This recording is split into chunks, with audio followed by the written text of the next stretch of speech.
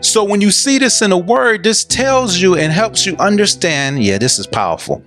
Now we are in a stage that Christ has actually been graduated above everything. And we're talking about Christ, the man, when he's in man form, when he's the word, he's everything. But now, since he's followed his father to the T, what his father told him to do, now he gives him this honor. That's why we see the word says his name is above all names. So now he crowns him and appoints him. So why do he have to be crowned and appointed? Let me flip here for a sec, because I want to break this down.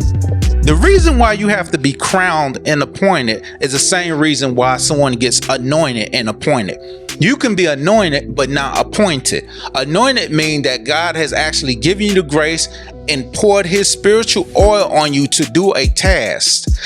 This task he graced you for, he preps you for, and then he puts you in a situation so you can get prepped for it as a platform, situation, circumstance, relationship.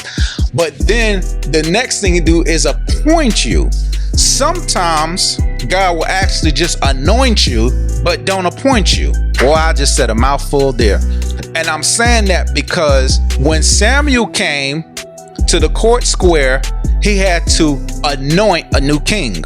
When he tried to anoint a new king, they came to the court square and Samuel told Jesse to bring all his sons. So they're at the court square, they're having a sacrifice at this court square, and then he brings his sons. Now his sons, he's trying to use the shofar horn and pour the oil on their head. That's what anoints them. The oil just never runs. So when Samuel says to Jesse, do you have any other sons? He says, yes, I have another one, but he's out there in the field. So Samuel tells him, go get him. So when he brings David to the court square, David is anointed king. Now, when David is anointed king, he's not appointed the office of king. He's just anointed king.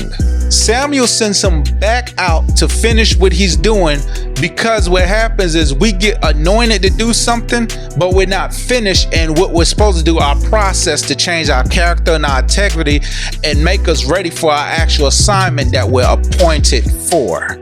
This messes us up in the body of Christ because we are so happy-go-lucky and so gung-ho to want to go do something, and we're anointed to do it, but we're not appointed yet to do it. So the situation comes in many shapes, forms, and sizes, but we are anointed for one thing, but we have to sit and go through this process until it's done, and then God will appoint us to do the next thing. That's food for thought. You do the dishes.